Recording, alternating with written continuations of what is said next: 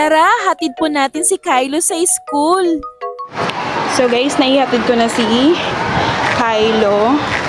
And ngayon po siya magse-celebrate ng birthday niya sa school. So maaga pa. So babalik ako mamaya mga 4 PM para ihatid yung pagkain nila. Maulan pa lang nga guys. Muntik pa akong nadulas.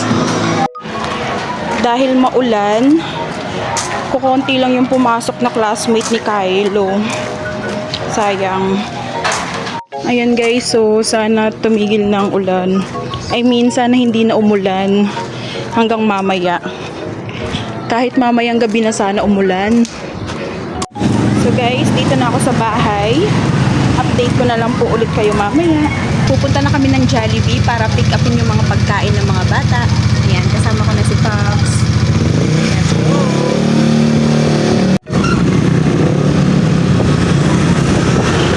So ayan, dito na tayo guys sa Jollibee ng Sandoval. Let's go!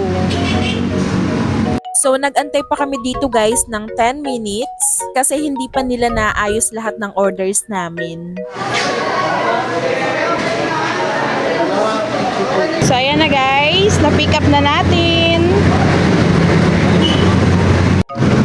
Ayan, iti-tape na lang ni Noli para hindi ko nabitbit kasi may hahawakan pa akong cake. Ayan.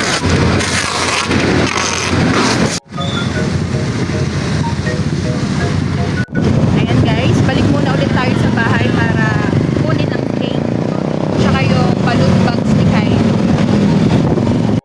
Ayan, nandito na tayo sa bahay guys at kukunin natin yung mga dapat nating kunin. Ayan, ina-assemble na ni Noli at pupunta na tayo sa school. So guys, tara na, punta na tayo ng school. Ang galing ni Kylo, umaraw na. Ayan na lahat guys ang dadalhin natin sa school. Tsaka yun. Let's go guys!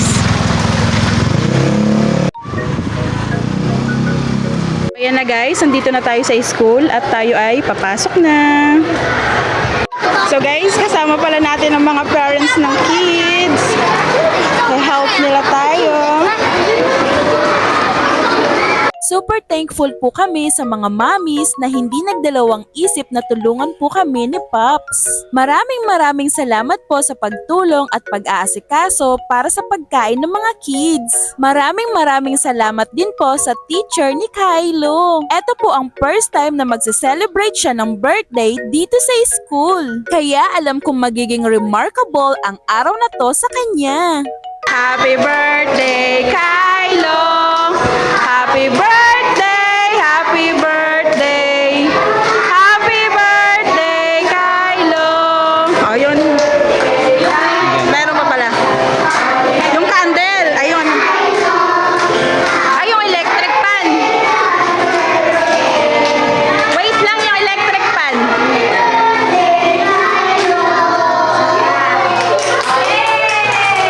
Oy, wait lang, Kylo!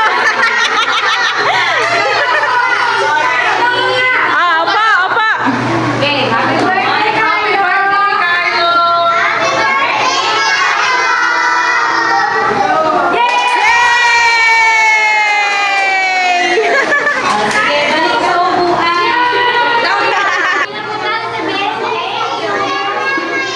Ito na nga. Ito, bebe.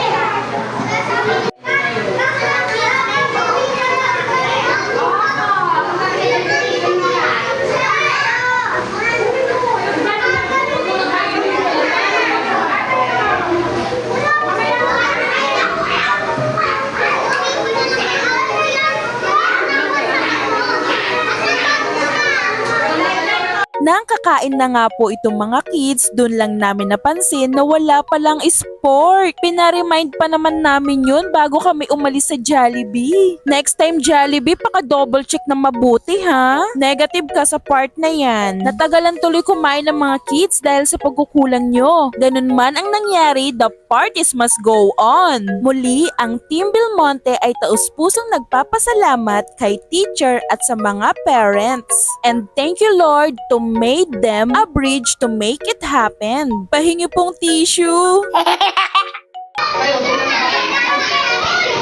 Happy birthday, Kylo!